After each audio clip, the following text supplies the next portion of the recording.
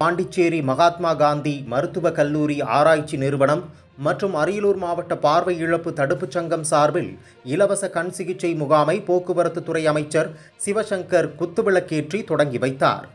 அரியலூர் மாவட்ட தாப்பலூர் கடைவீதியில் பாண்டிச்சேரி மகாத்மா காந்தி மருத்துவக் கல்லூரி ஆராய்ச்சி நிறுவனம் மற்றும் மாவட்ட பார்வை இழப்பு தடுப்பு சங்கம் மற்றும் மறைந்த முன்னாள் சட்டமன்ற உறுப்பினர் காசோ கணேசன் நினைவு அறக்கட்டளையின் சார்பில் தாப்பலூர் கிழக்கு ஒன்றிய திமுக சார்பில் தமிழ்நாடு முதலமைச்சர் மு.க.ஸ்டாலினின் 72வது பிறந்தநாள் விழாவை முன்னிட்டு இலவச கண் பரிசோதனை முகாம் நடைபெற்றது.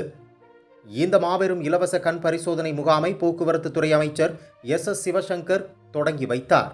இந்த முகாமிற்கான ஏற்பாடுகளை ஜெயங்கொண்டம் சட்டமன்ற உறுப்பினர் காசோ கண்ணன் செய்திருந்தார். இந்த முகாமில் கண் சம்பந்தமான அனைத்து பரிசோதனைகளும் செய்யப்பட்டது. இதில் தூரப்பார்வை, கிட்டப்பார்வை, கண்புரை உள்ளிட்ட அனைத்து பரிசோதனைகளும் நடைபெற்றது.